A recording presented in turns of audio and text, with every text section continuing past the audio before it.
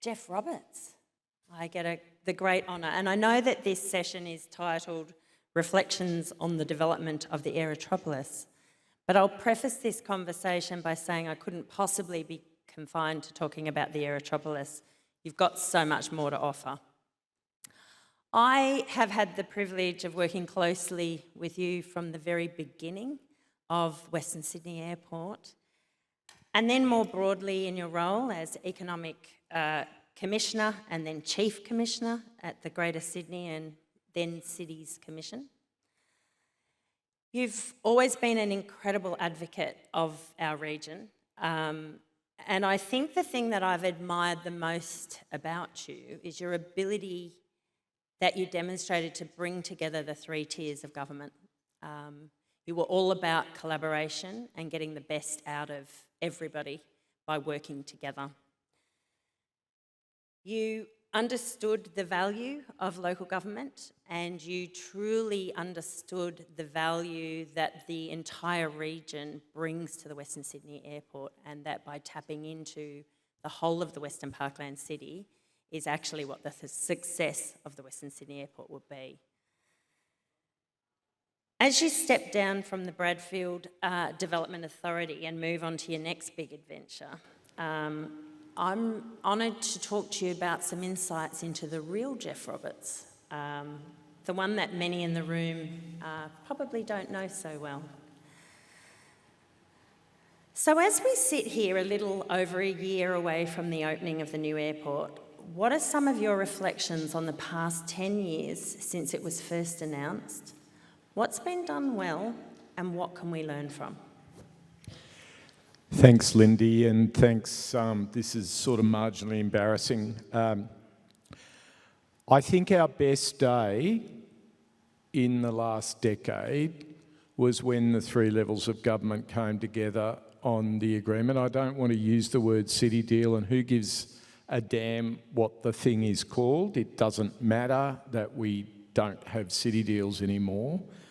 But what matters in cities, and particularly in developing cities, is co-creation. It's more than collaboration these days. You can't just sort of sit around a table and kumbaya and have a cup of tea and like each other. It's much more than that. It's co-investment, it's co-strategizing, it's co-delivery.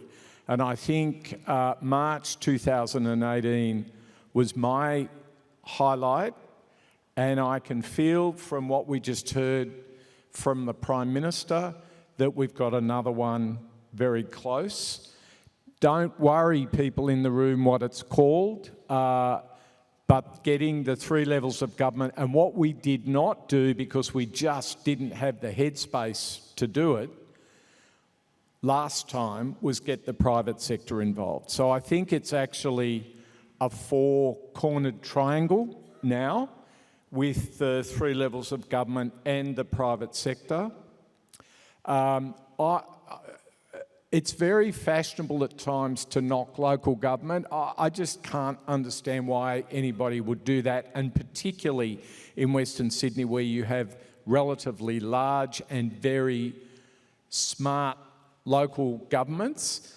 Local governments often lead federal government and state government into policy and investment decisions. Go your hardest. You saw the four mayors only a couple of weeks ago in the southwest advocating for exactly what the Prime Minister has announced today, so go your hardest. If I could say one more thing, we were never about building an airport. We were always about building an airport city. As the Prime Minister said, it's not actually, sorry Simon, but it's not actually about the planes and the runways. It's about the leverage and the accessibility that delivers, and I'm sure you'll hear more about that today. The Aerotropolis is just the core of what happens immediately around the airport, but it doesn't happen without Campbelltown, Liverpool, Penrith, Camden, Wallandilly, Blue Mountains, Fairfield, Who have I missed out?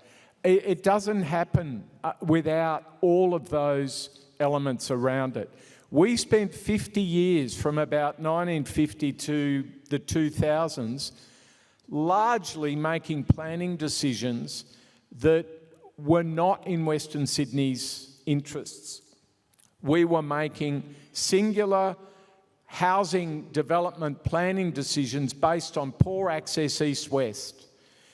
The Aerotropolis is all about the north-south city and the connectivity of the Western Parkland city to the Western Parkland city. And then, obviously, we need to connect to the east.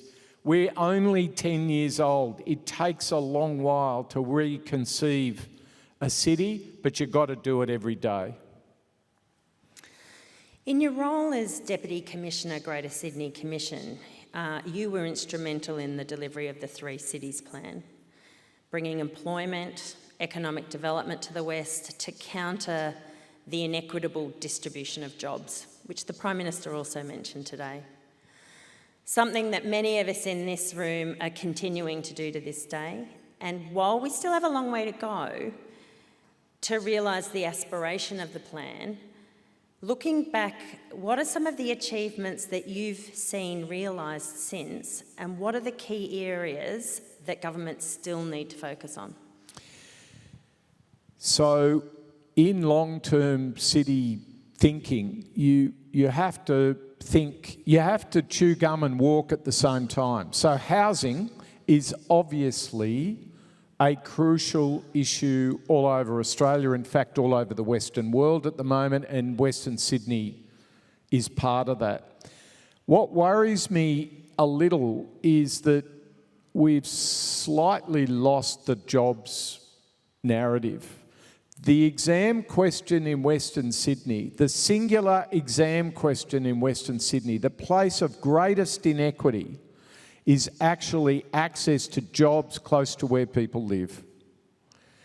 And so the thing that I'm most proud of, and that I think we've done right, but it's really hard to deliver, Ken Morrison now and Jennifer Westacott now have the responsibility for, which is to start the Bradfield town centre with an advanced manufacturing facility, not with a retail facility. If we were doing this as we've done every other greenfields development in Australia, nothing wrong with retail, but retail doesn't leverage jobs. It just provides local jobs.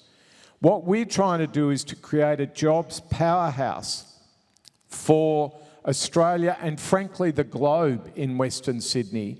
And so that's, I think, the bravest thing we've done, but it's really going to take each of us in the room to bring home the bacon on that.